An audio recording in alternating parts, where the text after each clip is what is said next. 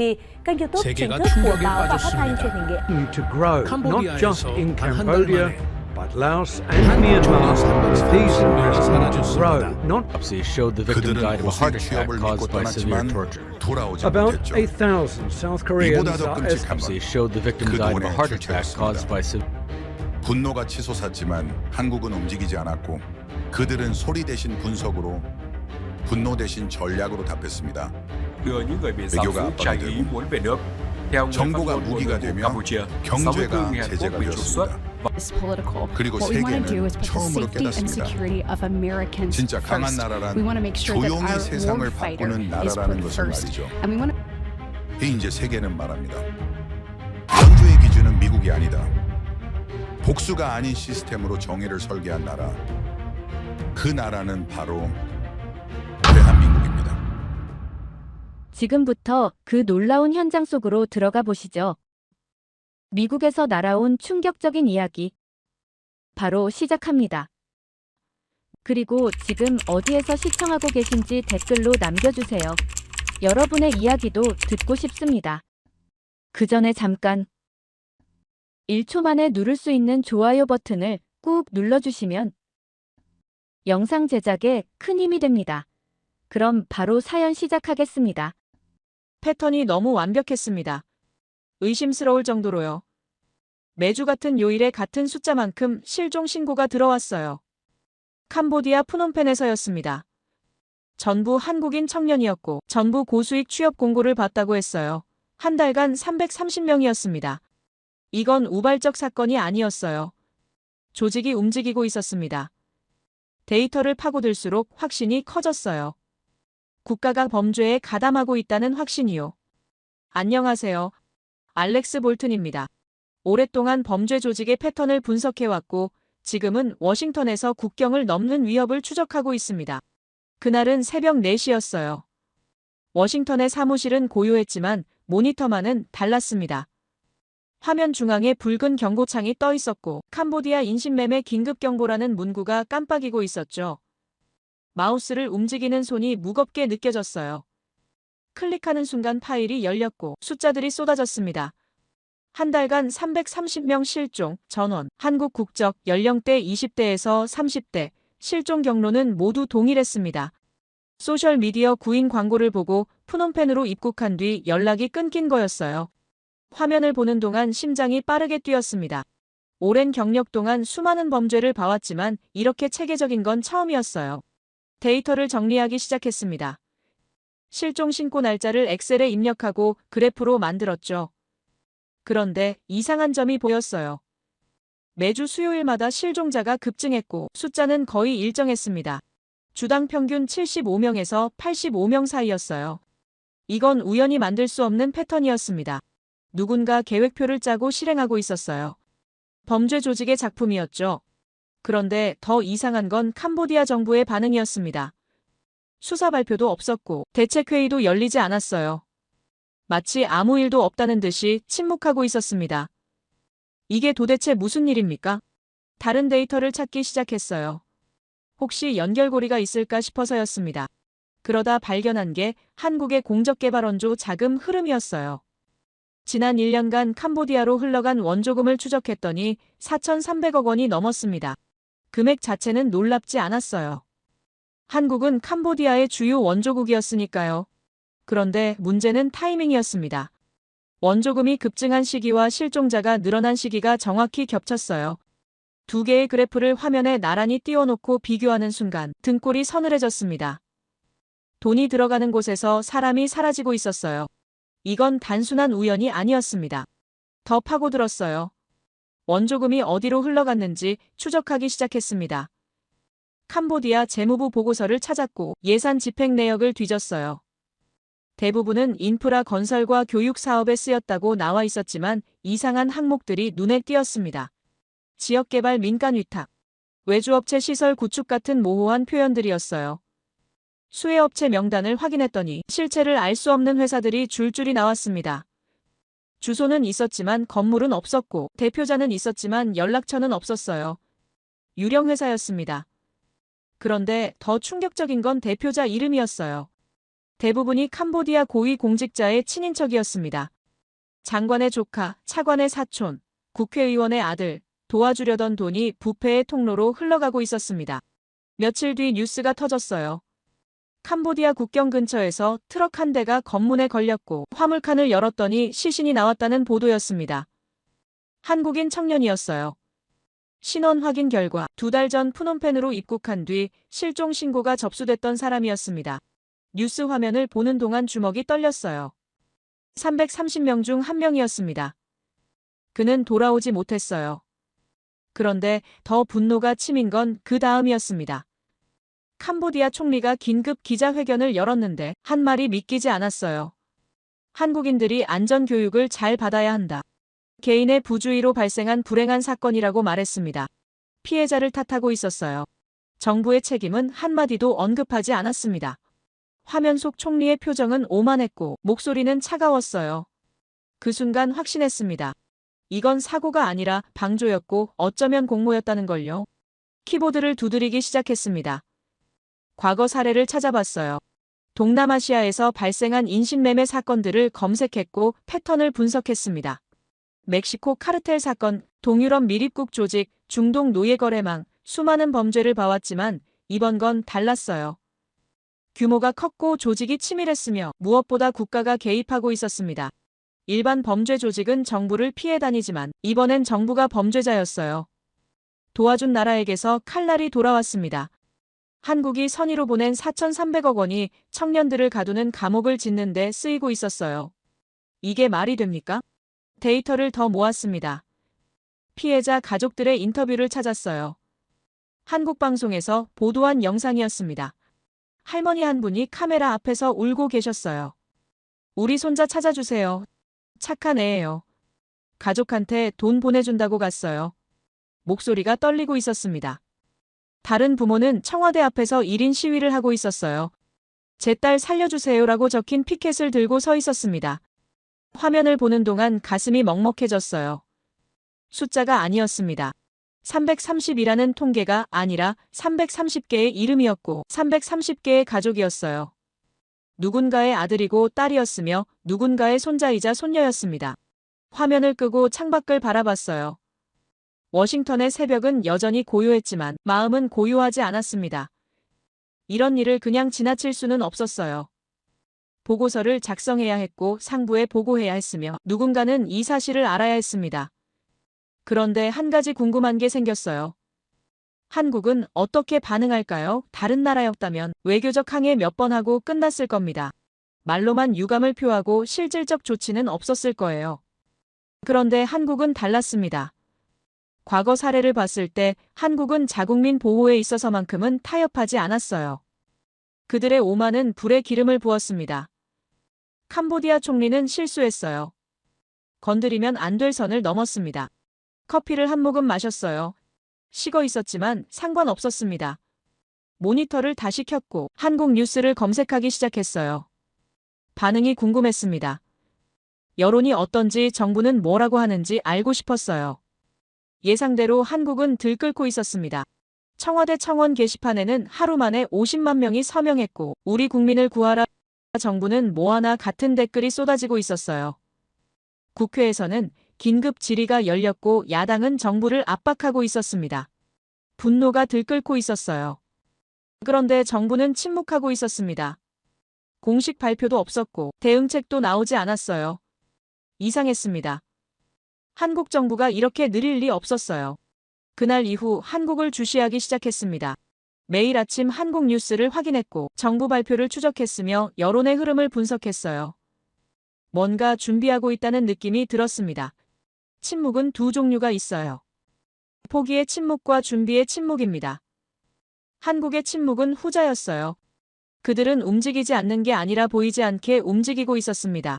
데이터가 말하고 있었어요.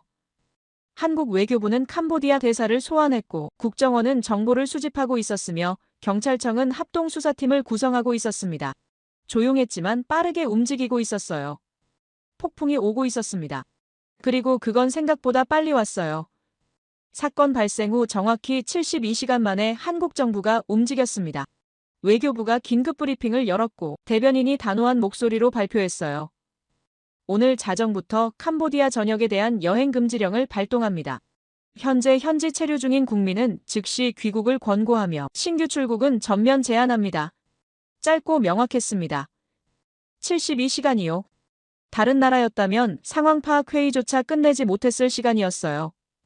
보고서를 작성하고 부처 간 협의를 거치고 법적 검토를 받는 데만 일주일은 걸렸을 겁니다. 그런데 한국은 사흘 만에 결정하고 발표하고 시행했어요. 이게 가능한 일입니까? 비교 사례를 찾아봤습니다. 과거 동남아시아에서 자국민 피해 사건이 발생했을 때 다른 나라들은 어떻게 대응했는지 궁금했어요. 가장 가까운 사례가 일본이었습니다. 2년 전 캄보디아에서 일본인 관광객 15명이 사기 피해를 당한 적이 있었어요. 금액으로는 3억 엔 정도였고 일부는 여권을 압류당해 귀국하지 못하는 상황이었습니다. 일본 정부의 반응을 추적해봤어요. 첫 발표까지 2주가 걸렸고 실질적 조치는 한 달 뒤에 나왔습니다. 외교부가 유감을 표명한다, 재발 방지를 요청한다 같은 성명을 냈지만 구체적 대응은 없었어요. 피해자들은 결국 스스로 해결해야 했고 일부는 지금도 돈을 받지 못하고 있습니다. 한국과 비교하면 대조적이었어요. 일본은 2주 걸린 일을 한국은 사흘 만에 해냈습니다. 더 놀라운 건 국민 반응이었어요. 한국의 청와대 청원 게시판을 계속 모니터링하고 있었는데 숫자가 무섭게 올라가고 있었습니다. 하루 만에 50만 명을 넘었고 이틀째엔 70만 명을 돌파했어요. 우리 아이들을 데려오세요. 정부는 모든 수단을 동원하라. 이건 전쟁입니다. 댓글 하나하나가 절박했습니다. 어떤 어머니는 제 아들이 푸놈펜에 있어요. 마지막 통화가 3주 전이에요. 사람만 있다면 제발 찾아주세요라고 썼어요. 할머니 한 분은 우리 손자 26살이에요. 착한 애예요. 가족 먹여 살린다고 갔어요라고 울부짖고 있었습니다. 읽는 동안 목이 메었어요. 숫자가 아니라 사람이었고 통계가 아니라 가족이었습니다. 그런데 캄보디아는 정반대로 움직였어요. 한국의 여행 금지 발표가 나온 지 6시간 뒤에 캄보디아 외교부가 반박 성명을 냈습니다. 대변인이 기자들 앞에서 말했어요. 한국인들의 안전 불감증이 문제다. 개인의 부주의로 발생한 사건을 국가 간 문제로 확대하는 건 유감이다. 캄보디아는 최선을 다하고 있다. 피해자를 탓하고 있었습니다. 화면 속 대변인의 표정은 불쾌해 보였고 목소리는 거슬렸어요. 선을 넘었습니다. 도와준 나라에게 이런 식으로 말하다니 이해할 수 없었어요. 4,300억 원을 받아놓고 피해자에게 책임을 떠넘기고 있었습니다. 오만이었어요. 그런데 그 오만이 실수였다는 걸 그들은 몰랐습니다. 한국 여론이 폭발했어요. 뉴스 댓글창이 분노로 가득 찼습니다. 안전 불감증이라니? 우리가 잘못했다는 거냐? 원조 다 끊어라. 단교해야 한다. 목소리가 높아지고 있었어요. 국회에서는 여야 할 것 없이 캄보디아를 비난했고 의원들이 정부의 강력 대응을 촉구했습니다. 지금 우리 국민이 죽어가고 있다. 정부는 뭐 하는 거냐? 말만 하지 말고 행동하라. 압박이 거세졌어요. 그런데 청와대는 여전히 침묵하고 있었습니다. 추가 발표도 없었고 구체적 대응책도 나오지 않았어요. 이상했습니다. 분명히 뭔가 하고 있을 텐데 보이지 않았어요. 사흘째 되는 날 청와대가 움직였습니다. 국가안보실이 긴급회의를 소집했다는 뉴스가 떴어요. 참석자 명단을 봤는데 놀라웠습니다. 외교부 장관, 법무부 장관, 국방부 장관, 경찰청장, 국정원장이 모두 참석했어요. 이건 일반 사건 대응이 아니었습니다. 국가안보 차원의 회의였어요. 회의는 4시간 동안 진행됐고 끝난 직후 대통령이 직접 나섰습니다. 카메라 앞에 선 대통령의 표정은 단호했어요. 대한민국 정부는 국민의 생명과 안전을 지키기 위해 모든 수단을 동원할 것입니다. 외교부, 경찰청, 국정원이 합동 대응팀을 구성해 즉시 현지로 파견합니다. 캄보디아 정부에 강력히 요구합니다. 우리 국민을 즉시 안전하게 돌려보내십시오. 목소리가 낮았지만 힘이 있었어요. 이건 외교 언어가 아니었습니다. 선언이었고 경고였으며 최후 통첩이었어요. 화면을 보는 동안 전율이 느껴졌습니다. 모든 수단을 동원한다는 말이 무슨 뜻인지 알고 있었어요. 외교적 수단만이 아니라는 뜻이었습니다. 정보 수집, 경제 제재, 국제 공조, 가능한 모든 방법을 쓰겠다는 의미였어요. 이건 협상이 아니었습니다. 통보였어요. 한국은 감정적으로 분노하지 않았습니다. 대신 계산했어요. 72시간 동안 상황을 분석하고 대응책을 준비하고 실행 계획을 세웠습니다. 침묵은 포기가 아니라 준비였어요. 외교는 끝났습니다. 이제 작전이 시작됐어요. 다음 날 합동 대응팀 구성이 발표됐습니다. 외교부에서 셋, 경찰청에서 넷, 국정원에서 넷, 총 11명이었어요. 명단은 공개되지 않았지만 언론 보도를 종합하면 전문가들로 구성됐다는 걸 알 수 있었습니다. 외교부는 동남아 전문 외교관들이었고 경찰청은 국제범죄 수사 경력자들이었으며 국정원은 정보 분석 요원들이었어요. 그들은 이틀 뒤 출국 예정이었습니다. 사건 발생 후 일주일도 안 돼서 현장으로 가는 거였어요. 이 속도가 정상입니까? 다른 나라였다면 팀 구성만 한 달은 걸렸을 겁니다. 부서 간 조율하고 인력 선발하고 예산 배정받고 승인 절차 거치는데 시간이 오래 걸려요. 그런데 한국은 이틀 만에 끝냈습니다. 일본과 또 비교해봤어요. 3년 전 필리핀에서 일본인 기업인 6명이 납치된 사건이 있었습니다. 일본 정부는 대응팀을 파견하기까지 3주가 걸렸고 팀 규모는 4명이었어요. 외교관 2에 경찰 2이었습니다. 현지 도착 후에도 필리핀 정부와 협의하느라 실질적 수사는 2달 뒤에 시작됐고 결과적으로 피해자 6명 중 2은 구출하지 못했습니다. 일본 언론은 정부의 늑장 대응을 비판했지만 개선되지 않았어요. 시스템 자체가 느렸습니다. 그런데 한국은 달랐어요. 일주일 만에 11명을 현장에 보내고 있었습니다. 이게 바로 차이였어요. 속도에서 규모에서 의지에서 완전히 달랐습니다. 한국 뉴스를 계속 추적했어요. 대응팀 출국 준비 과정이 보도되고 있었습니다. 공항에서 출발하는 장면은 공개되지 않았지만 외교부 브리핑에서 일정은 발표됐어요. 이틀 뒤 푸놈펜에 도착 예정이며 즉시 현지 수사에 착수할 것, 캄보디아 정부와 긴밀히 협력할 것이나 필요시 독자적으로 움직일 것 독자적으로요. 이 말이 핵심이었습니다. 상대국 정부를 믿지 않는다는 뜻이었어요. 협력은 하되 의존하지 않겠다는 의미였습니다. 한국은 스스로 찾아낼 준비가 돼 있었어요. 여론은 계속 뜨거웠습니다. 청원 게시판 서명자 수가 100만 명을 넘었고 거리에서는 촛불 집회가 열렸어요. 우리 아이들을 구하라, 정부 잘하고 있다. 끝까지 가라. 응원과 압박이 동시에 쏟아졌습니다. 한국 국민은 정부를 믿고 있었지만 동시에 감시하고 있었어요. 결과를 요구하고 있었습니다. 이게 민주주의의 힘이었어요. 국민이 정부를 움직이고 정부가 국민에게 책임지는 시스템이었습니다. 워싱턴 사무실에서 모니터를 보며 생각했어요. 한국은 정말 다르다고요. 속도가 달랐고 강도가 달랐으며 집중력이 달랐습니다. 다른 나라들이 말로 유감을 표할 때 한국은 사람을 보냈어요. 회의만 하고 있을 때 한국은 팀을 구성했습니다. 외교 문서만 주고받을 때 한국은 현장으로 향하고 있었어요. 이게 차이였습니다. 그들은 분노를 계산으로 바꿨고 감정을 전략으로 전환했으며 말을 행동으로 옮겼습니다. 72시간 만에요. 세상이 이제 그 침묵의 의미를 알게 될 겁니다. 폭풍이 푸놈펜으로 향하고 있었어요. 그리고 그 폭풍은 새벽 어둠 속에 도착했습니다. 현지 시각 새벽 2시였어요. 푸놈펜 국제공항 활주로에 한국 정부 전세기가 착륙했고 11명이 내렸습니다. 언론은 차단됐고 공항 로비는 텅 비어 있었어요. 계획된 침묵이었습니다. 주요 외신이 현장을 포착하려 했지만 캄보디아 당국이 취재를 막았고 한국 측도 보도를 원하지 않았어요. 그들은 주목받기 위해 온 게 아니었습니다. 일하러 온 거였어요. 활주로에서 내리는 모습을 포착한 유일한 영상이 있었는데 멀리서 찍은 흐릿한 화면이었지만 분위기는 전해졌습니다. 걸음걸이가 빨랐고 표정이 단호했으며 시선이 날카로웠어요. 군인 같았습니다. 아니, 군인보다 더 집중된 느낌이었어요. 그들의 눈빛엔 두려움 대신 결심이 있었습니다. 공항을 빠져나간 대응팀은 시내 호텔로 향했습니다. 숙소는 한국 대사관에서 사전에 예약해둔 곳이었고 보안이 철저한 곳이었어요. 체크인 과정도 조용했습니다. 일반 관광객처럼 보이려 했지만 현지인들은 눈치챘을 거예요. 11명이 새벽에 동시에 들어오고 짐도 거의 없었으며 대화도 하지 않았으니까요. 호텔 로비 직원이 나중에 언론과 인터뷰에서 말했습니다. 그들은 마치 작전을 수행하러 온 것 같았고 긴장감이 느껴졌으며 무언가 중요한 일을 앞둔 사람들의 공기가 있었다고요.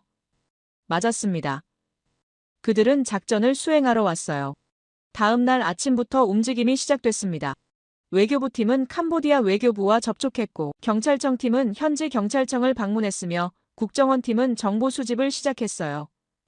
공식적으로는 협조 요청이었지만 실제로는 압박이었습니다. 한국 외교관이 캄보디아 차관을 만나 전달한 메시지는 명확했어요. 실종자 명단을 넘기고 즉각적인 수사 협조를 요구했으며 필요시 한국 측이 독자적으로 움직일 것이라고 통보했습니다. 협의가 아니라 통보였어요. 캄보디아 측은 당황했습니다. 보통은 정중하게 요청하고 기다리는 게 외교 관례인데 한국은 달랐어요. 요구하고 있었고 시간을 주지 않았으며 선택권을 주지 않았습니다. 이틀째 되는 날 첫 단서가 잡혔어요. 국정원 팀이 정보를 입수했습니다. 푸놈펜 외곽 지역에 의심스러운 건물이 있다는 제보였어요. 건물 주변에 철조망이 쳐져 있고 출입이 통제되며 밤마다 트럭이 드나든다는 정보였습니다. 좌표를 확인하고 위성사진을 분석했어요. 3층짜리 콘크리트 건물이었고 창문은 모두 철창으로 막혀 있었으며 주변에 감시 카메라가 설치돼 있었습니다. 일반 사무실이나 공장으로 보기엔 이상했어요. 감옥 같았습니다. 대응팀은 즉시 회의를 열었고 결정했습니다. 들어가야 한다고요. 캄보디아 경찰과 합동으로 급습 작전을 펼치기로 했어요.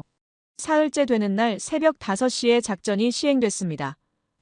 한국 경찰 4명과 캄보디아 경찰 10명이 건물을 포위했어요. 정문으로 진입하면서 누군가 소리쳤습니다.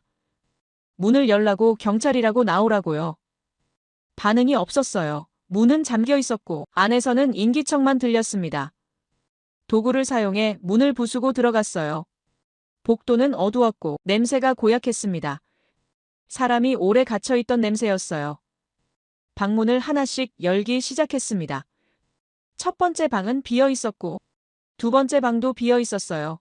세 번째 방문을 열었을 때 안에서 비명소리가 들렸습니다. 한국어였어요. 살려달라고 한국 사람이라고 제발이라고 울부짖고 있었습니다. 그 순간을 어떻게 설명할 수 있을까요? 경찰관이 손전등을 켜고 안을 비췄을 때 5명이 바닥에 웅크리고 있었습니다. 전부 20대로 보이는 한국 청년들이었어요. 얼굴은 헬쑥했고 옷은 더러웠으며 눈빛은 두려움으로 가득했습니다. 한국 경찰이 다가가며 말했어요. 괜찮다고 경찰이라고 이제 안전하다고 집으로 갈 수 있다고요. 청년 중 한 명이 울기 시작했습니다. 정말이냐고 한국에서 왔냐고 살았다고 중얼거리며 무너졌어요. 다른 청년들도 울었습니다. 경찰관들이 그들을 부축해 밖으로 데리고 나왔어요. 햇빛을 본 청년들은 눈을 가렸습니다. 얼마나 오래 어둠 속에 있었던 걸까요? 한 청년이 경찰에게 물었습니다. 정말 한국 사람이 맞냐고 꿈이 아니냐고 이제 집에 갈 수 있냐고요. 경찰이 대답했어요. 네, 이제 집으로 갑니다라고요. 그 한마디에 모든 분노가 녹아내렸습니다. 구출 소식은 즉시 본국에 전달됐습니다. 외교부가 브리핑을 열었고 대변인이 발표했어요. 푸놈펜 외곽에서 한국인 5명을 구출했다고 전원 건강 상태는 양호하며 곧 귀국 조치할 예정이라고 현지 대응팀이 계속 수사 중이라고 말했습니다. 한국 언론이 일제히 보도했어요. 속보 자막이 방송 화면을 가득 채웠고 포털 사이트 메인에 기사가 올라왔으며 국민들은 환호했습니다. 댓글이 쏟아졌어요. 잘했다, 정부 고맙다, 더 찾아달라, 끝까지 가라는 응원이었습니다. 사흘 만에 결과를 냈어요. 사흘이요. 다른 나라였다면 상황 파악만 하고 있었을 시간에 한국은 사람을 구했습니다. 이게 가능합니까? 구출 현장에서 중요한 증거가 발견됐습니다. 건물 사무실에서 문서들이 나왔어요. 건물 등기부와 임대 계약서 그리고 자금 이체 내역이었습니다. 한국 경찰이 서류를 검토하는 순간 얼어붙었어요. 건물 소유주 이름이 캄보디아 내무부 장관의 조카였습니다. 임대료는 매달 현금으로 지불됐고 계약 기간은 5년이었으며 용도는 사무실이라고 적혀 있었지만 실제로는 감금시설이었어요. 더 충격적인 건 자금 출처였습니다. 이체 내역을 추적하니 캄보디아 정부 산하개발청에서 나온 돈이었어요. 그 개발청은 한국의 공적개발원조 자금을 관리하는 곳이었습니다. 도와주려던 돈이 감옥을 짓는 데 쓰였어요. 이게 말이 됩니까? 워싱턴 사무실에서 뉴스를 보고 있던 저는 즉시 분석을 시작했습니다. 한국의 공적개발원조 자금이 어디로 흘러갔는지 추적해야 했어요. 과거 데이터를 불러왔습니다. 지난 3년간 캄보디아로 간 원조금은 총 4,300억 원이었어요. 용도별로 분류하면 인프라 건설에 2,000억, 교육 사업에 1,000억, 보건 의료에 500억, 그리고 지역개발에 800억이 배정됐습니다. 문제는 지역개발 항목이었어요. 세부 내역을 확인하니 대부분이 민간 위탁 형식으로 집행됐고 수혜 업체 명단에는 생소한 회사들이 나열돼 있었습니다. 회사 이름을 하나씩 검색하기 시작했어요. 첫 번째 회사는 푸놈펜에 주소가 있다고 나와 있었지만 위성 지도로 확인하니 빈터였습니다. 두 번째 회사는 건물은 있었지만 간판도 없었고 출입문은 잠겨 있었어요. 세 번째 회사도 마찬가지였습니다. 유령 회사였어요. 실체가 없었습니다. 대표자 이름을 추적했더니 더 놀라운 사실이 드러났습니다. 17개 회사 중 12개의 대표가 캄보디아 고위공직자의 가족이나 친인척이었어요. 장관의 아들, 차관의 조카, 국회의원의 사촌, 이름마다 권력의 냄새가 났습니다. 원조금이 부패의 통로로 흘러가고 있었어요. 더 파고들었습니다. 유령 회사들의 계좌 이체 내역을 확인할 수 있다면 자금이 어디로 갔는지 알 수 있을 거였어요. 캄보디아 은행 시스템에 접근할 수는 없었지만 공개된 정부 예산 자료와 건설 허가 기록을 교차 분석했습니다. 패턴이 보이기 시작했어요. 지난 2년간 푸놈펜과 시엠립 외곽의 대형 건물 12채가 신축됐고 건축주는 모두 유령 회사였으며 건축 시기는 원조금이 집행된 시점과 겹쳤습니다. 항공사진을 구해서 건물들을 확인했어요. 전부 3층에서 4층 규모였고 창문은 철창으로 막혀 있었으며 주변에 높은 담장이 쳐져 있었습니다. 사무실이나 공장으로 보기엔 이상했어요. 감옥 같았습니다. 계산을 시작했습니다. 건물 한 채당 평균 건축비를 추산하고 토지 매입비를 더하고 부대시설 비용을 합치니 대략 1,700억 원이 나왔어요. 원조금 4,300억 원 중 거의 40%가 이 건물들을 짓는 데 사용된 겁니다. 도와주려던 돈이 사람을 가두는 감옥을 만들었어요. 선의가 범죄의 인프라로 변질됐습니다. 화면을 보는 동안 주먹이 떨렸어요. 이건 실수가 아니었습니다. 계획된 범죄였어요. 캄보디아 정부 고위층이 조직적으로 원조금을 빼돌렸고 그 돈으로 인신매매 시설을 지었으며 한국 청년들을 그 안에 가뒀습니다. 국가가 범죄자였어요. 자료를 정리해서 보고서를 작성했습니다. 제목은 캄보디아 원조금 유용 의혹과 인신매매 연관성 분석이었어요. 60페이지 분량이었고 그래프와 지도와 사진이 포함됐습니다. 보고서를 상부에 제출하면서 한 가지를 덧붙였어요. 한국 정부가 이미 알고 있을 가능성이 높다고요. 이렇게 빠르게 움직일 수 있었던 건 사전에 정보를 수집하고 있었기 때문일 거라고 추측했습니다. 며칠 뒤 제 추측이 맞았다는 걸 알게 됐어요. 한국 언론이 국정원 내부 문서를 보도했습니다. 3개월 전부터 캄보디아 자금 흐름에서 비정상 패턴을 감지하고 모니터링하고 있었다는 내용이었어요. 증거를 수집하고 있었다는 겁니다. 한국은 이미 알고 있었습니다. 72시간 만에 대응한 게 아니었어요. 3개월 동안 준비하고 있었던 겁니다. 사건이 터졌을 때 바로 움직일 수 있었던 이유였어요. 침묵은 무지가 아니라 전략이었습니다. 그들은 분노했지만 감정적으로 움직이지 않았어요. 데이터를 모았고 증거를 확보했으며 계획을 세웠습니다. 그리고 적절한 순간에 실행했어요.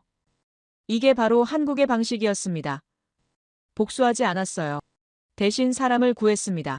동시에 시스템을 해체하고 있었어요. 사흘 만에 5명을 구출했고 부패 구조의 실체를 밝혀냈으며 세계의 진실을 알렸습니다. 48시간이요. 그건 숫자가 아니라 신념이었습니다. 그리고 그 신념은 이제 무기가 되고 있었어요. 한국 정부가 움직이기 시작했습니다. 하나가 아니라 셋이었어요. 외교부와 국정원과 경제부처가 동시에 작동했습니다. 3개의 칼날이 동시에 내려왔어요. 첫 번째 칼날은 외교였습니다. 한국 외교부가 아세안 정상회의에서 캄보디아 인권 문제를 공식 의제로 상정했어요. 보통은 조용히 양자협의로 해결하려 하지만 한국은 달랐습니다. 공개적으로 문제를 제기했어요. 회의장에서 한국 외교장관이 발언했고 그 내용은 단호했습니다. 캄보디아에서 발생한 조직적 인신매매 사건과 정부 고위층의 연루 의혹을 국제사회가 주목해야 한다고, 원조금 유용 가능성을 철저히 조사해야 한다고 피해자 구출을 위한 국제 공조가 필요하다고 말했어요. 회의장이 술렁였습니다. 캄보디아 대표단의 얼굴이 굳었어요. 공개적으로 망신을 준 거였습니다. 두 번째 칼날은 정보였습니다. 한국 국정원이 움직였어요. 캄보디아 고위층 부패 자료를 선별적으로 공개하기 시작했습니다. 전부는 아니었어요. 일부만 공개했습니다. 장관급 인사 3명의 계좌 이체 내역과 유령회사 대표자 명단, 그리고 건물 소유 관계를 담은 문서였어요. 증거는 명확했습니다. 사진과 계약서와 은행 거래 기록이 포함돼 있었고 날짜와 금액이 정확했으며 위조할 수 없는 수준이었어요. 자료는 주요 외신에 동시에 배포됐습니다. 유럽 방송과 미국 언론과 아시아 매체가 일제히 보도했어요. 헤드라인이 터졌습니다. 캄보디아 정부 고위층 부패 의혹, 한국 원조금 수천억 원 유용 정황, 인신매매 조직과 정부의 유착 가능성. 기사마다 충격적이었고 내용은 구체적이었으며 반박하기 어려웠어요. 세계가 주목하기 시작했습니다. 세 번째 칼날은 경제였습니다. 한국 정부가 발표했어요. 캄보디아에 대한 신규 공적 개발 원조를 전면 중단한다고 기존 사업도 재검토할 예정이라고 투명성이 확보될 때까지 자금 집행을 보류한다고 선언했습니다. 금액으로 따지면 연간 약 1,500억 원 규모였어요. 작은 돈이 아니었습니다. 캄보디아 입장에서는 주요 원조국 중 하나인 한국의 지원이 끊기는 거였어요. 동시에 한국 기업들에게도 권고가 내려갔습니다. 캄보디아 투자를 재검토하라고, 안전과 투명성이 확보되지 않은 지역에서는 신규 사업을 자제하라고 통보했어요. 강제는 아니었지만 신호는 명확했습니다. 기업들이 반응하기 시작했어요. 투자 계획을 연기하고 신규 프로젝트를 보류했으며 일부는 철수를 검토하기 시작했습니다. 시장은 즉각 반응했습니다. 캄보디아 리엘화 환율이 흔들리기 시작했어요. 달러 대비 가치가 떨어지고 있었습니다. 처음엔 미세했지만 점점 폭이 커졌어요. 일주일 만에 2% 가까이 하락했습니다. 환전소마다 사람들이 몰렸어요. 리엘화를 팔고 달러를 사려는 사람들이었습니다. 신뢰가 무너지고 있었어요. 현지 언론이 긴급 인터뷰를 내보냈는데 시민들의 목소리는 불안으로 가득했습니다. 정부를 믿을 수 없다고, 한국이 떠나면 경제가 어떻게 되냐고, 다른 나라 투자자들도 빠져나갈 거라고 걱정했어요. 공포가 퍼지고 있었습니다. 관광산업이 무너지기 시작했습니다. 한국인 관광객 예약 취소율이 90%를 넘었어요. 여행사들이 캄보디아 상품을 내렸고 항공사들이 노선을 간편했으며 호텔들이 적자로 돌아섰습니다. 푸놈펜과 시엠립의 호텔 로비는 텅 비어 있었어요. 앙코르와트 앞 광장도 한산했습니다. 예전엔 한국인 단체 관광객들로 북적였는데 이젠 보이지 않았어요. 한 호텔 지배인이 언론과 인터뷰에서 말했습니다. 한국인이 전체 투숙객의 30%였는데 지금은 제로라고, 직원을 해고해야 할 상황이라고, 정부가 뭔가 해야 한다고 호소했어요. 관광업계가 비명을 지르고 있었습니다. 워싱턴에서 데이터를 추적하고 있던 저는 놀라움을 감추지 못했습니다. 한국이 정말로 하고 있었어요. 말이 아니라 행동이었고, 위협이 아니라 실행이었으며, 감정이 아니라 전략이었습니다. 세 개의 칼날이 동시에 작동하고 있었어요. 외교로 압박하고, 정보로 폭로하고, 경제로 조이고 있었습니다. 조율이 완벽했어요. 각 부처가 따로 움직이는 게 아니라 하나의 작전처럼 동기화돼 있었습니다. 타이밍도 정확했어요. 외교 압박이 먼저 나가고 그 다음 정보 공개가 터지고 마지막으로 경제 제재가 발표됐습니다. 순서가 계산돼 있었어요. 상대에게 생각할 시간을 주지 않았고 대응할 여유를 주지 않았으며 선택권을 주지 않았습니다. 이게 바로 설계된 압박이었어요. 국제 신용평가사들이 움직이기 시작했습니다. 무디스가 먼저 발표했어요. 캄보디아 신용등급을 하향 검토 대상에 올렸다고 정치적 불안정성과 경제 투명성 문제를 이유로 들었습니다. 피치가 뒤따랐어요. 투자 환경 악화 가능성을 경고했고 외국인 투자 감소를 우려했습니다. 스탠다드 앤 푸어스도 비슷한 입장을 냈어요. 세계 3대 신용평가사가 동시에 경고를 보낸 겁니다. 이게 무슨 의미인지 아십니까? 캄보디아가 국제금융시장에서 돈을 빌리기 어려워진다는 뜻이었어요. 금리가 올라가고 투자가 줄어들며 경제가 위축된다는 의미였습니다. 한국이 직접 손을 쓰지 않아도 시장이 알아서 움직이고 있었어요. 캄보디아 정부가 당황하기 시작했습니다. 외교부가 해명 자료를 냈지만 설득력이 없었어요. 한국이 제시한 증거는 구체적이었는데 캄보디아의 반박은 추상적이었습니다.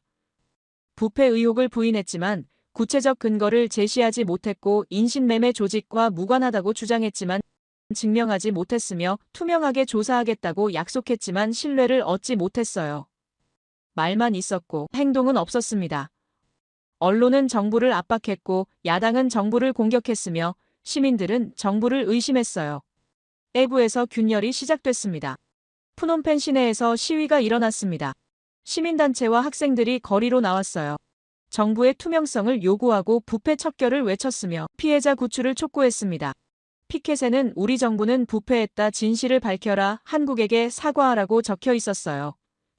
정부를 비난하는 목소리가 내부에서 나오고 있었습니다. 야당 의원들도 가세했어요. 국회에서 정부를 추궁했고 장관들을 질타했으며 총리의 책임을 물었습니다. 압박이 거세졌어요. 집권당 내부에서도 균열이 보였습니다.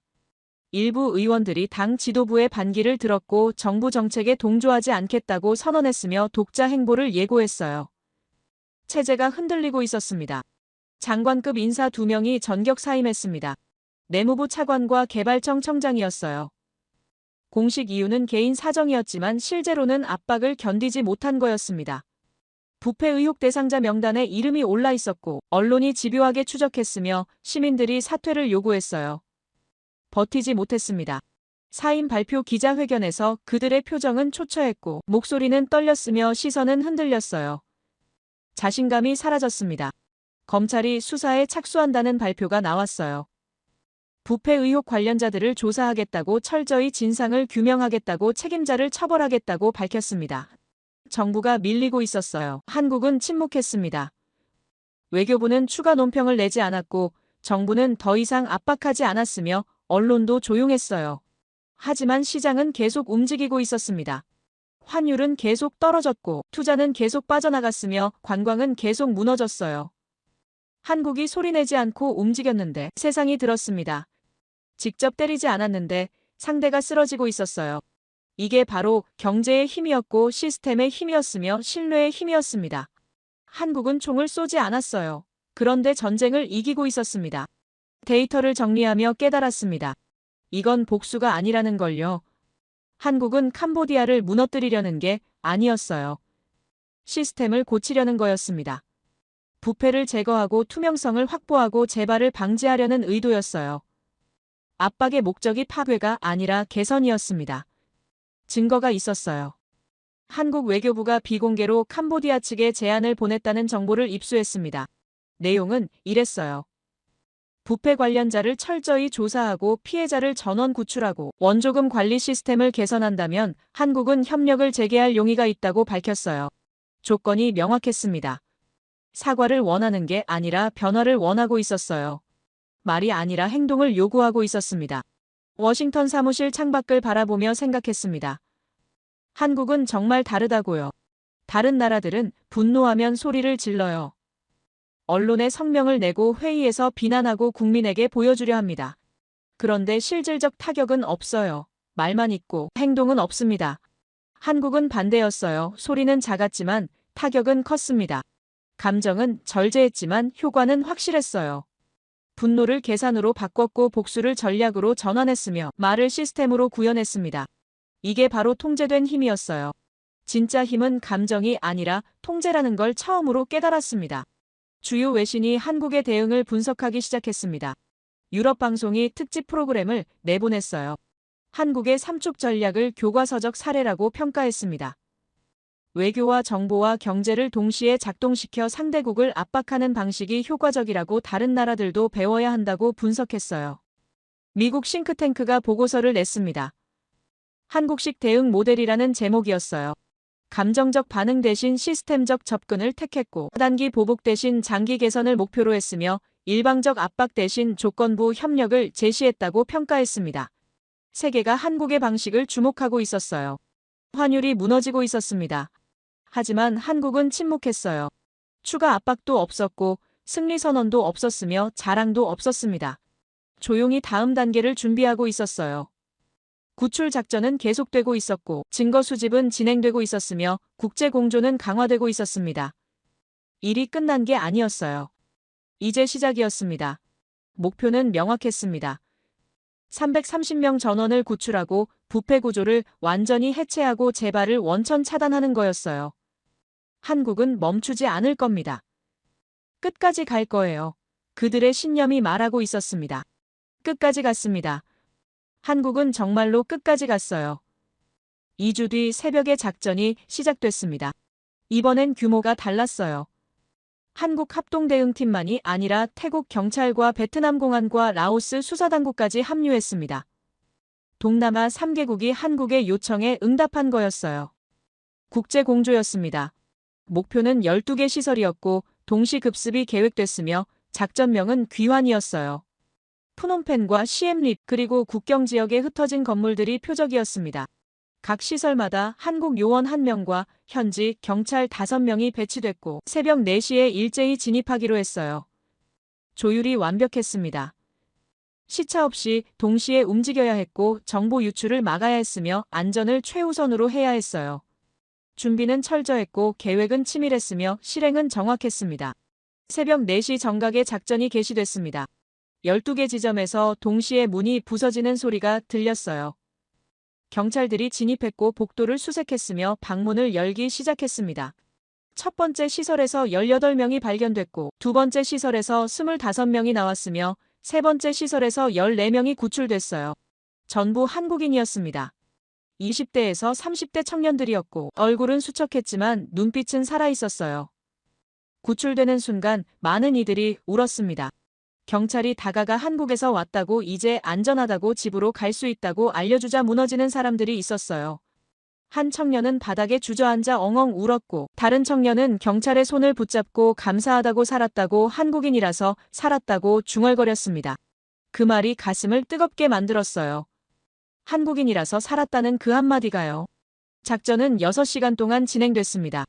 12개 시설에서 총 280명이 구출됐어요. 앞서 구출된 5명까지 합치면 285명이었습니다. 330명 중 85%를 찾아낸 거였어요. 놀라운 성과였습니다. 일반적으로 이런 대규모 인신매매 사건에서 생존자 구출률은 50%를 넘기 힘들어요. 시간이 지날수록 피해자를 찾기 어렵고 일부는 다른 국가로 이송되며 최악의 경우 생명을 잃기도 합니다. 그런데 한국은 85%를 구출했어요. 어떻게 가능했습니까? 정보력이 뛰어났기 때문입니다. 국정원이 3개월 동안 수집한 데이터가 있었고 현지 협력자들의 제보가 있었으며 위성사진 분석이 정확했어요. 그리고 무엇보다 포기하지 않았습니다. 단 한 명도 포기하지 않는다는 신념이 숫자가 되어 돌아왔어요. 구출된 사람들은 즉시 한국 대사관으로 이송됐습니다. 의료진이 대기하고 있었고 심리상담사가 준비돼 있었으며 귀국 절차가 신속하게 진행됐어요. 대사관 직원들이 한 명 한 명 안부를 물었고 필요한 것이 있는지 확인했으며 가족에게 연락할 수 있도록 도왔습니다. 어떤 청년은 몇 달 만에 어머니 목소리를 듣고 울음을 터뜨렸고 다른 청년은 아버지에게 미안하다고 걱정 끼쳐서 죄송하다고 말하며 눈물을 흘렸어요. 통화 내용을 들으며 대사관 직원들도 눈시울을 붉혔습니다. 숫자가 아니라 사람이었어요. 통계가 아니라 가족이었고 데이터가 아니라 생명이었습니다. 이틀 뒤 귀국길에 올랐습니다. 정부 전세기 2대가 준비됐고 의료진과 상담사가 동승했으며 외교부 직원들이 함께했어요. 푸놈펜 공항에서 출발할 때 일부 구출자들이 창밖을 바라보며 복잡한 표정을 지었습니다. 악몽이 끝났지만 상처는 남아있었어요. 비행기가 이륙하자 안도의 한숨이 들렸고 일부는 조용히 울었으며 일부는 잠에 빠졌습니다. 안전한 곳으로 가고 있다는 안도감이었어요. 4시간 뒤 인천공항에 도착했습니다. 입국장 문이 열리는 순간 그곳엔 태극기를 든 가족들이 기다리고 있었어요. 부모들이 눈물을 흘리며 자식을 껴안았고 형제들이 달려와 동생을 안았으며 친구들이 손을 잡고 돌아와서 다행이라고 말했습니다. 한 청년은 태극기를 보는 순간 무릎을 꿇었어요. 살았다고 집에 왔다고 중얼거리며 오열했습니다. 그 장면을 보며 공항에 있던 사람들이 함께 울었어요. 귀환이었습니다. 진짜 귀환이었어요. 주요 외신이 긴급 속보를 내보냈습니다. 한국이 대규모 구출 작전을 성공시켰다고, 동남아 3개국과 협력해 285명을 구출했다고, 전례 없는 국제 공조라고 보도했어요. 유럽 방송은 한국의 작전 수행 능력을 높이 평가했고, 미국 언론은 신속한 대응에 주목했으며, 아시아 매체들은 한국 정부의 의지를 강조했습니다.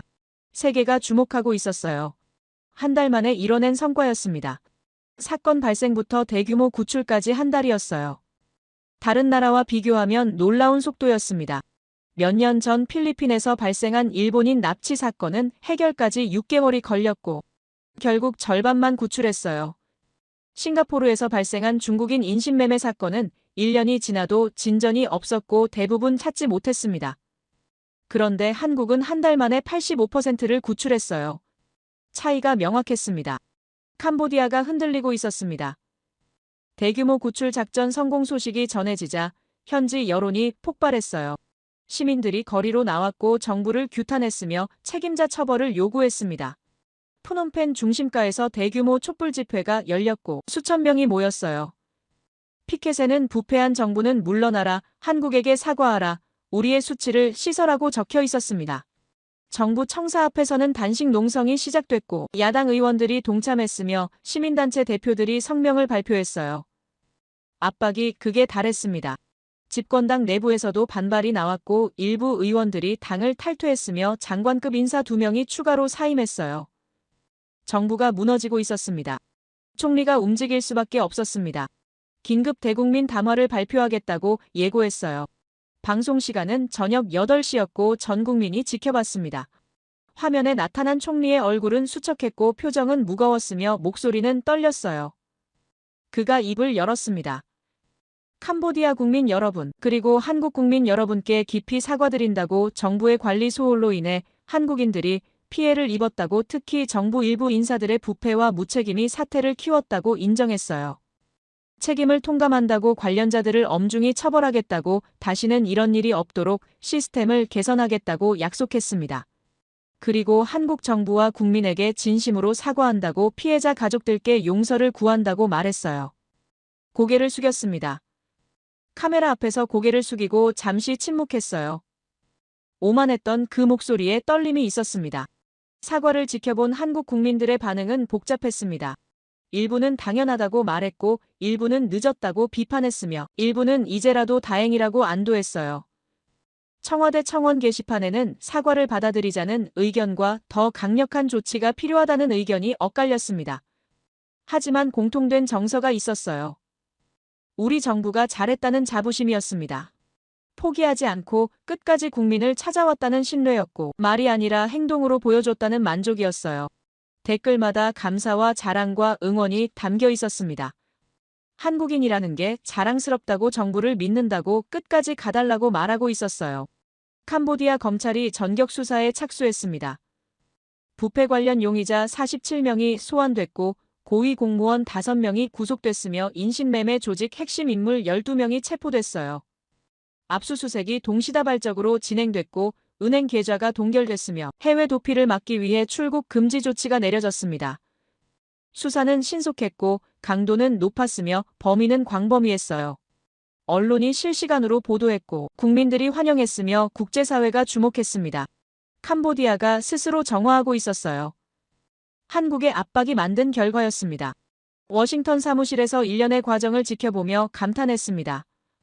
한국이 해냈어요. 정말로 해냈습니다. 한 달 만에 285명을 구출했고 국제공조를 이끌어냈으며 상대국 정부를 무릎 꿇렸고 부패 구조를 드러냈으며 책임자를 처벌하게 만들었어요.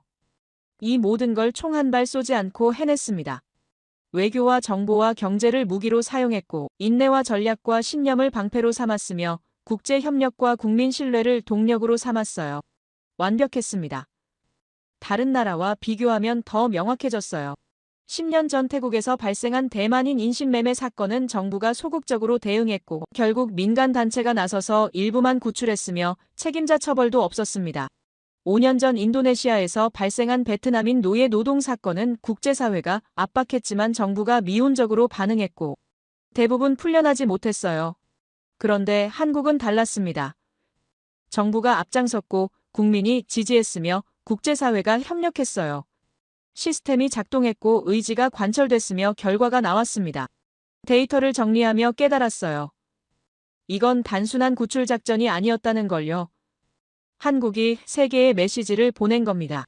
자국민을 보호하는 나라의 기준을 보여준 거였어요. 속도에서 규모에서 효과에서 새로운 표준을 제시했습니다. 다른 나라들이 몇 달 혹은 몇 년 걸리는 일을 한 달 만에 해냈고 절반만 구출하는 사례가 많은데 85%를 구출했으며 사과 한마디 받지 못하는 경우가 흔한데 총리가 고개를 숙이게 만들었어요. 이게 바로 국력이었고 시스템이었으며 의지였습니다. 한국은 복수하지 않았어요. 대신 정의를 실현했습니다. 사람을 구했고 진실을 밝혔으며 책임을 물었어요. 오만은 사과로 끝났지만 정의는 끝나지 않았습니다. 아직 45명이 남아있었고 부패 구조는 완전히 해체돼야 했으며 재발 방지 시스템은 구축돼야 했어요. 한국은 멈추지 않을 겁니다. 복수는 순간이지만 구출은 영원하니까요. 영원은 시스템으로 만들어집니다. 한국이 그걸 증명하기 시작했어요. 대규모 구출 작전이 끝나고 일주일 뒤 한국 정부가 기자회견을 열었습니다. 외교부 장관과 기획재정부 장관이 나란히 서서 발표했어요. 공적개발원조 투명성 프레임워크를 전면 개편한다고 선언했습니다. 내용은 구체적이었어요. 모든 원조금을 블록체인 기반 시스템으로 실시간 추적하고 분기마다 공개 감사를 시행하며 위험 국가에는 현금 지원을 중단하고 현물과 기술 지원으로 전환하겠다고 밝혔습니다. 추가로 수혜국 정부가 아닌 현장 실행기관과 직접 협력하고 모니터링 요원을 상주시키며 투명성 기준을 충족하지 못하면 즉시 지원을 중단한다고 못 박았어요. 이건 권고가 아니었습니다. 새로운 원칙이었고 앞으로의 기준이었으며 협상 불가능한 조건이었어요. 기자들이 질문을 쏟아냈습니다.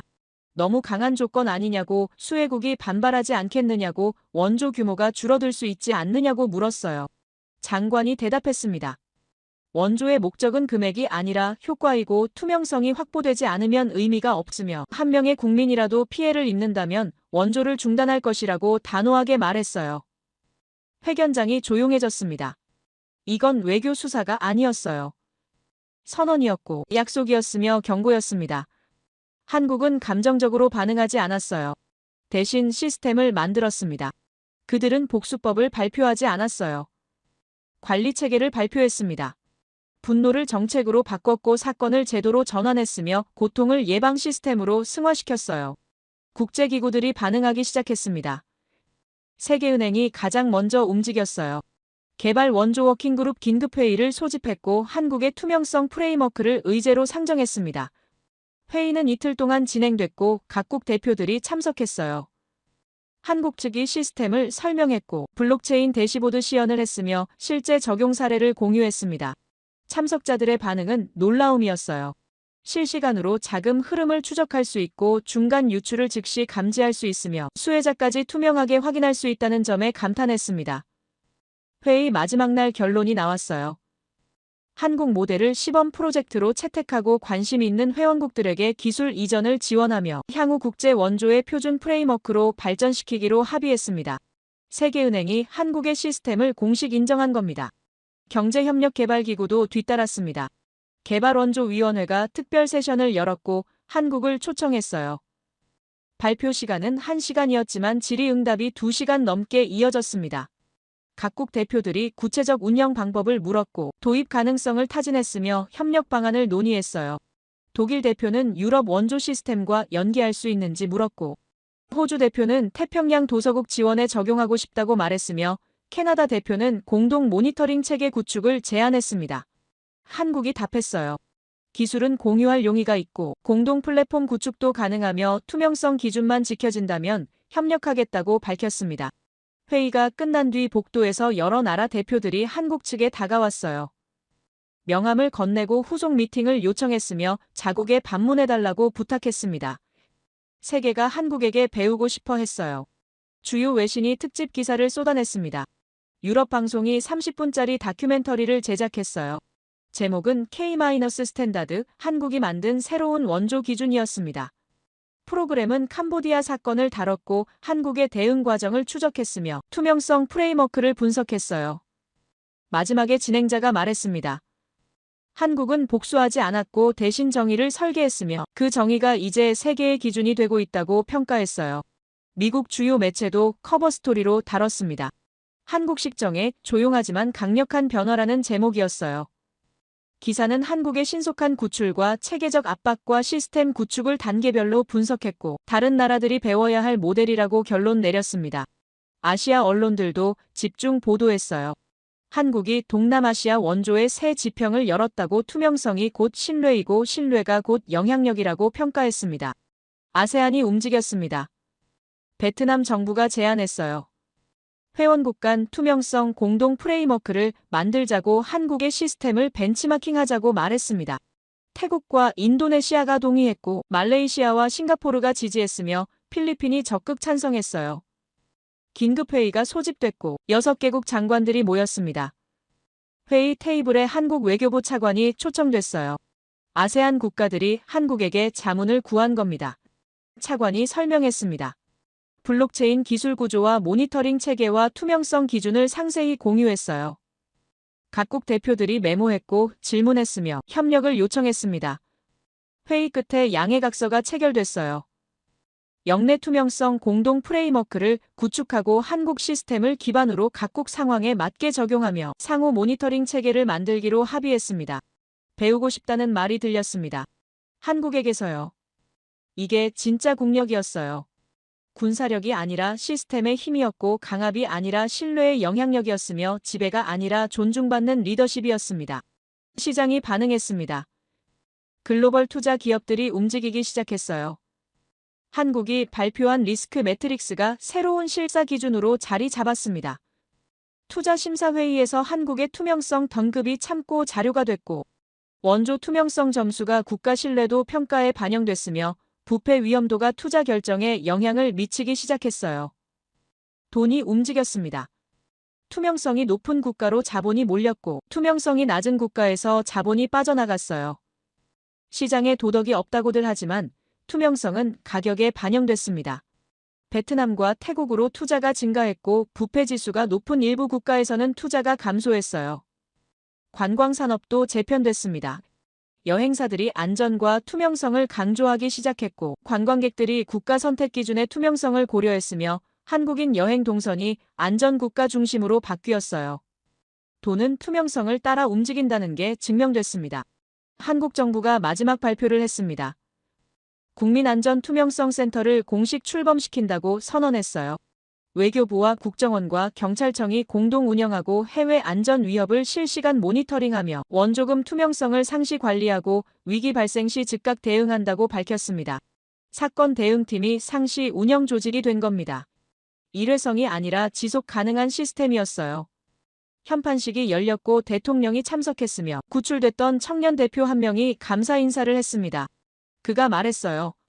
한국인이라서 살았고 한국 정부가 포기하지 않아서 돌아올 수 있었으며 이 시스템이 미래의 누군가를 구할 것이라고 믿는다고 말했습니다. 박수가 터졌어요. 끝이 아니라 시작이었습니다. 사건을 끝낸 게 아니라 시스템을 만든 겁니다. 워싱턴 사무실에서 모든 과정을 지켜봤습니다. 데이터를 정리하고 보고서를 작성하고 분석을 마무리했어요. 결론은 명확했습니다. 한국은 이 사건을 통해 3가지를 증명했어요. 첫째, 자국민 보호에 있어 타협하지 않는다는 의지를 보여줬고, 둘째, 감정적 대응이 아닌 시스템적 접근이 더 효과적이라는 걸 입증했으며, 셋째, 복수보다 정의가 더 강하다는 걸 실천으로 보여줬습니다. 330명 중 285명을 구출했고 부패 구조를 드러냈으며 국제 표준을 만들었어요. 한 달 만에 해낸 일이었습니다. 다른 나라들이 몇 년 걸려도 못할 일을 한국은 해냈어요. 어떻게 가능했습니까? 준비돼 있었기 때문입니다. 정보를 수집하고 있었고 시스템을 갖추고 있었으며 국민과 정부가 신뢰로 연결돼 있었어요. 그리고 무엇보다 포기하지 않는 신념이 있었습니다. 세계가 한국을 다시 보기 시작했습니다. 경제 규모로만 평가하던 시선이 바뀌었어요. 시스템의 선진성과 대응의 신속성과 원칙의 일관성을 주목하기 시작했습니다. 한국은 더 이상 지원받는 나라가 아니라 기준을 만드는 나라였고 따라가는 나라가 아니라 이끄는 나라였으며 배우는 나라가 아니라 가르치는 나라였어요. 변수가 아니라 표준이 됐습니다. 오랫동안 데이터를 다뤄왔지만 이런 사례는 처음이었어요. 숫자로 시작했지만 신념으로 끝났고 분노에서 출발했지만 정의로 도착했으며 위기로 시작했지만 기준으로 마무리됐습니다. 한국은 총 한 발 쏘지 않았어요. 그런데 전쟁을 이겼습니다. 소리내지 않았는데 세상이 들었고 힘을 과시하지 않았는데 존경받았으며 요구하지 않았는데 따라하고 싶어 했어요. 이 이야기를 정리하며 확신하게 됐습니다. 앞으로 국제사회에서 원조와 투명성과 국민 보호를 논할 때 한국이 기준이 될 거라고요. K-스탠다드가 단순한 유행어가 아니라 실질적 표준이 될 거라고 믿습니다. 다른 나라들이 위기에 처했을 때 한국의 사례를 참고할 거고 시스템을 도입하고 싶어 할 거며 협력을 요청할 겁니다. 한국은 이미 증명했어요. 복수보다 정의가 강하고 감정보다 시스템이 효과적이며 말보다 행동이 설득력 있다는 걸요. 세계는 강한 나라를 원하는 게 아닙니다. 신뢰할 수 있는 나라를 원해요. 한국이 그런 나라가 되길 바랍니다. 아니, 이미 되고 있습니다. 그 과정을 지켜본 게 영광이었어요. 제 이야기를 끝까지 들어주셔서 감사합니다. 모두 안녕히 계세요. 오늘의 사연 어떻게 들으셨나요? 처음에는 그냥 한 나라의 외교 뉴스 같았지만 듣다 보면 이건 사실 사람과 시스템, 그리고 믿음에 관한 이야기 같아요. 누군가는 침묵 속에서 싸웠고 누군가는 그 침묵이 무섭다고 말했죠. 하지만 그건 포기가 아니라 준비였다는 걸 결국 시간이 증명해줬던 것 같아요. 분노로 시작했지만 끝은 정의였고 복수로 보였지만 사실은 시스템이었죠. 어쩌면 우리 모두가 잊고 있던 질문일지도 몰라요. 진짜 강함이란 무엇일까? 그건 소리를 내는 게 아니라 끝까지 버티는 힘 아닐까요? 이 이야기가 단지 뉴스 한 편으로 끝나지 않았으면 좋겠어요. 지금도 어딘가에서 누군가는 조용히 싸우고 있을 테니까요. 그리고 그 싸움이 언젠가 세상을 바꿀 수도 있으니까요. 여러분의 생각을 아래 댓글에 남겨주세요. 그리고 감동적인 사연을 주변 사람들과 공유하고 함께 이야기 나눠보세요. 마지막으로 1초밖에 걸리지 않는 구독과 좋아요, 알림 설정은 영상 제작에 큰 힘이 됩니다. 지금까지 감동을 담아 여러분께 진심을 전하는 감동담기였습니다. 오늘 하루도 행복한 하루 보내세요.